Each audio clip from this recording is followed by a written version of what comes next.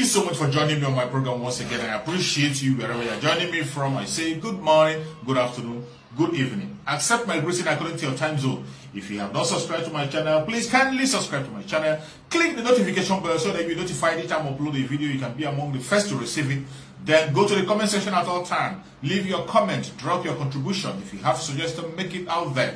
If you have any criticism, put it down on the comment section. It will make us to get better, presenting you a better program.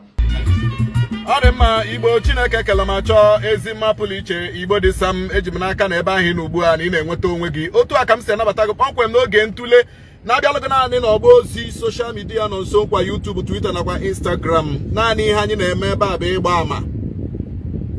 Naanị ihe nọ nso nkwa na-eme bụ ịgba ama maka na ama ndị anyị gbarala agba emezuole, okwu ndị anyị kwurula ekwu ebe a emezuole, ụfọdụ ka na-emezu. Chetanụ mgbe m gwara unu na ndị agha Naịjirịa kwuru okwu na onye ọbụla bụ onye ga-akụnye ụkwụ na nnyefe ọchịchị n'aka Tinubu na a ga-akrọshị onye dị otu ahụ, a ga-akrọshị otu dị otu ahụ. Ndị agha Naịjirịa wee kwugide okwu wee kwute okwu ndị IPOB. O socha na ihe m ji kwukwa ebe a sị na IPOB adịghị interested n'ihe gbasara politiks ndị Naịjirịa. O so na enwere m mgbe m kwuru ekwusie ya ike ebe a wee gwakwa ndị Igbo, especially ndị youth ndị Igbo, ka ha mụrụ anya maka na oge na-adịghị anya unu ga-anụ na ndị agha Naịjirịa bịara wakpo ala Igbo, and the target ha ga-eji awakpo ala Igbo wu ndị youth. Ha ga-eji IPOB gbuchie ndị youth na South East. Agbara m amị ebe a ka m kwuchara okwu ahụ. O mere otu izu anyị ahụ UN fighting vehicles ka ha shi Ọnịcha gawa Edo. Ndị si ndị nọ n'Ọnịcha fụrụ ya. Ọtụtụ ndị n'ebe dị iche iche fụrụ UN fighting vehicles, white vehicles, white Hiluxes, edere UN, pure white, edere ya UN. As I'm talking to you now, ha nọ na Benin. As I am talking to you now, ha nọ na Benin. Ana m ekwukwu ọzọ na-ekwushi ike. Onwebeghị onye ma the plan of Nigerian government against the Southeast. Mmehie ndị Southeast mere na election 2023 bụ n'Obi zọrọ election. Mmehie ndị Southeast Nigeria mere bụ n'Obi nwafọ Igbo, onye ụwa niile, onye ndị Nigeria niile, no matter the tribe, to vote. That is the crime Igbos committed in 2023 general election. Ọwụ mmehie ndị Igbo melụ n'Obi nwafọ Igbo zọrọ presidential, win ye anapụ ya. That is the crime. And I want to tell our people, especially in Igbo, onye ọbụla mụrụ anya, ekwuole m ya before, onye ọbụla mụrụ anya. Onye ọbụla wu onye Igbo hiri ụra, ndị a ga-eburu egbe ya. Gị wuru onye Igbo hiri ụra, eburu egbe gị. Ada egbe m na-ekwu ugwu, a ga-eburu ndụgo. Ha ga-eforo gị eforo because you are sleeping. Mgbe a na-achị, we raised the alarm about the military, the UN troops. A na-akọrọla anyị na the UN troops ndị anyị fụrụ na Edo, ndị apakiri na Edo now, that they want to proceed to Southern Sudan. That this UN troop now, that onwe ihe gbasara Nigeria within the UN troop, now Southern Sudan ka ha na-aje, na ha chọrọ ishi Nigeria gaa Southern Sudan. In fact, na ha chọrọ ishi Edo gaa Southern Sudan. Biko ụmụnne anyị ndị mere geography, enwere ike ishi Edo gaa Southern Sudan? Ndị mere geography, kedu the proximity between Edo and Southern Sudan? Is it trackable? Is it rideable? Is it motorable? Anyị chọrọ ịma ma Southern Sudan ndị amị shi na ọwa ebe ndị UN troops ahụ na-aga. Kedu the relationship between Edo and Southern Sudan? Anyị chọrọ ịma the boundary. Anyị chọrọ ịma the nearestness, the closestness between Edo and Southern Sudan.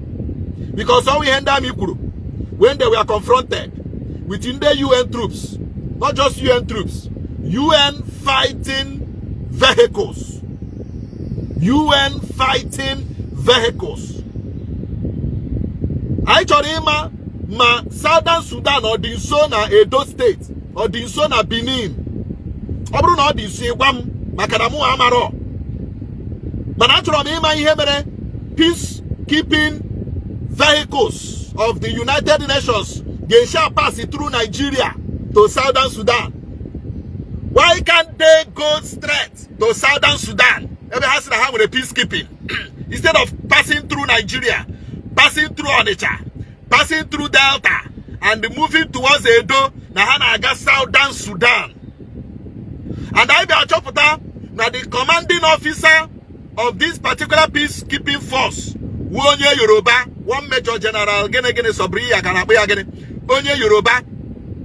So when you look at you look at the game, a plague, and the commanding officer of the so-called United Nations peacekeeping force, Nokita Nedo, Ge Josiamu, Onye with the commanding officer. The relationship between Onye with the commanding officer of this so-called peacekeeping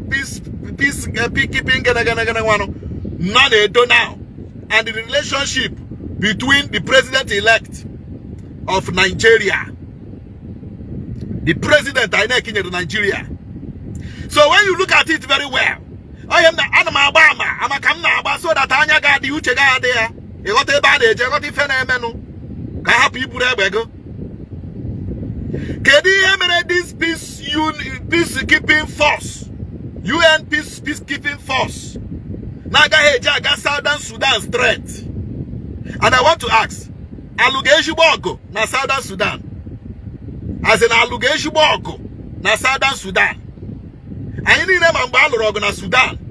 I need them to wake up to Southern Sudan. Yes, we know how when a small crisis. But all the crisis blossom into war. That warrant is the UN peacekeeping force to invade Southern Sudan in the name of peacekeeping. UN has not sent the UN peacekeeping troop or peacekeeping force to Bronu upon the fact that Boko Haram has decimated the population of northeastern Nigerians. Ole Yemere, the UN has not sent UN peacekeeping force to Bronu, to northeast Nigeria, where children are being captured, are being abducted, are being kidnapped, where churches are being burnt, pastors, reverends, fathers, and reverend ministers are being kidnapped and are being killed on daily basis. UN has not sent peacekeeping force to Bronu, major local government, where Boko Haram has taken control. UN has not sent peacekeeping force to curtail the excesses of Fulani S-men in Nigeria.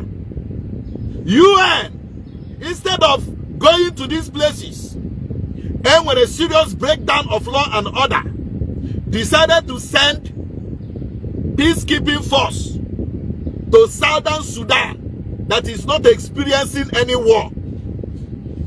Listen, and listen very carefully, my people of Igbo nation. You people must be very, very, very careful. Be very, very smart. The law court has given order that Nnamdi Kanu should be released. Has UN written to Nigerian government to release Kanu? No. Has UN issued warning to the federal government of Nigeria to release Nnamdi Kanu, whom the court has already said, go home, your hands are clean? No. What is UN doing in Benin? What is the UN fighting vehicles doing in South Nigeria? These are grand plans. And I want to tell our people to be very, very smart and very, very, very, very alert. Amakaina beba. Amakaina beba. Amaina beba o kandi Igbo muranya. Orugokwe ka osieru.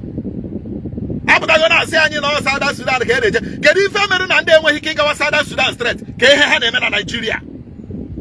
Kezi mgbe Nigeria ji wuru an international pathway to Southern Sudan.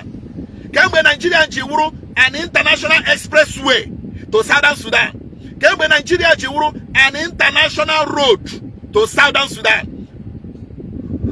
All these theories they are flying up and down is to deceive the gullible and to deceive some people, but they cannot deceive people like Igbo.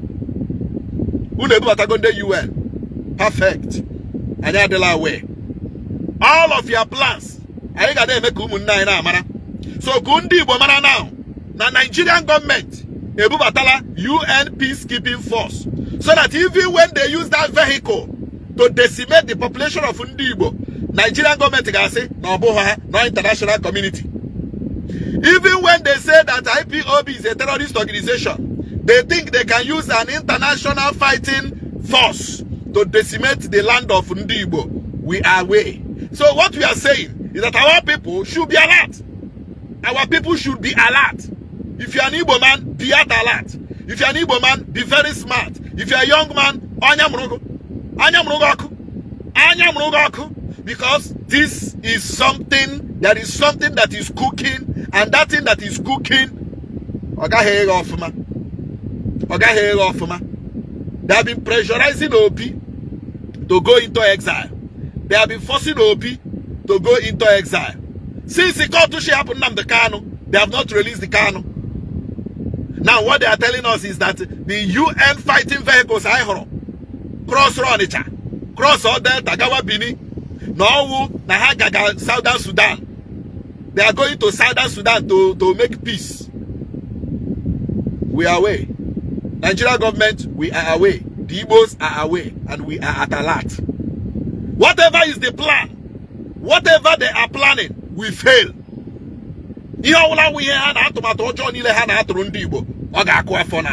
It's a promise. It's a big promise. So we are not saying the peacekeeping force from UN will not stay. You can stay. You can stay. But we not cross Libo. Because when you cross Libo, we are crossing into an international boundary that you are not covered by law to cross. That is the truth. And that remains the truth. How about I go UN fighting vehicle? And the only commanding officer, how only Yoruba, one major general, only Yoruba. You can now fix the dots. You can now dot the I's and click the T's. Use your brain. As the day goes by, we shall be exposing whatever is their plans. Can be bona whatever in a check. Can be bona what the hen menu. Umibo, and ye got it. I got the cage. Makadecha de Agua, why are the lion man, Kedelanian Manoli, the lion man for the lion man and walk. He say, or for Oku. They won't know them.